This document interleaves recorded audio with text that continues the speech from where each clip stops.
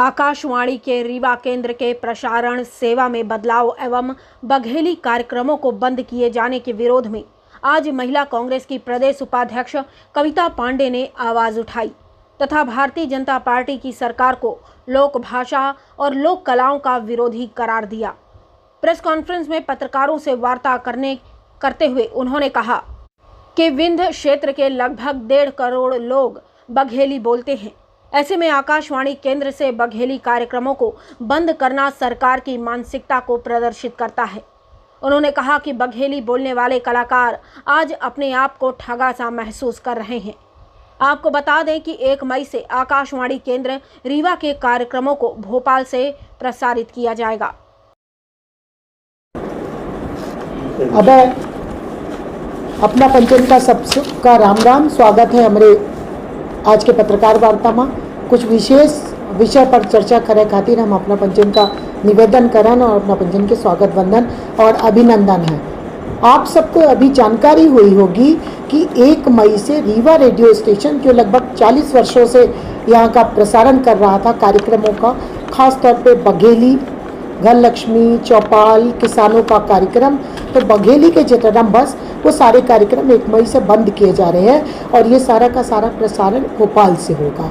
यह सूचना हमको समाचार पत्रों के माध्यम से प्राप्त हुई है, आपको भी प्राप्त हुई होगी।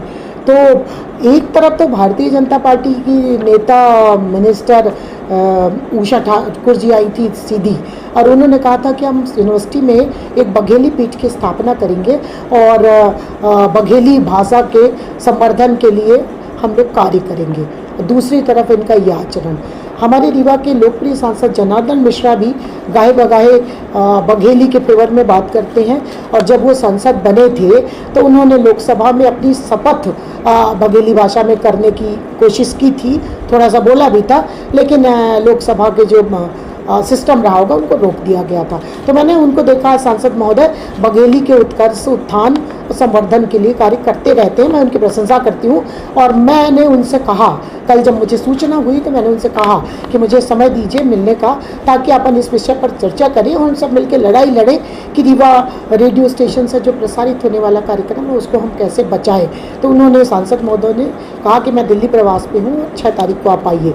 तो हम 6 तारीख को आप सबके साथ जाएंगे और उनसे इस विषय पर चर्चा करेंगे।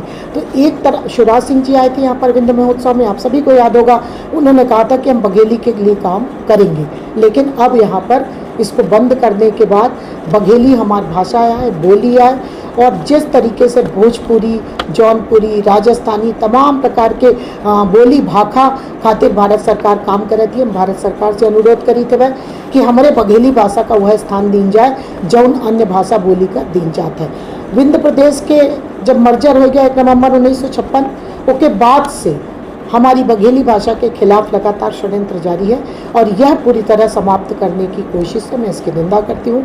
मैं दूरदर्शन का उदाहरण यहाँ पर जरूर देना चाहूँगी कि लगभग 3 से 8 साल पहले यही कहा गया कि हम नया प्रयोग करेंगे और हम भोपाल से रिले करेंगे और आज रीवा दूरदर्शन अंतिम सांसें ले रहा है और एक तरह से लगभग दफन सिस्टम हो चुका है। तो जो रीवा रेडियो स्टेशन को भी अतीत में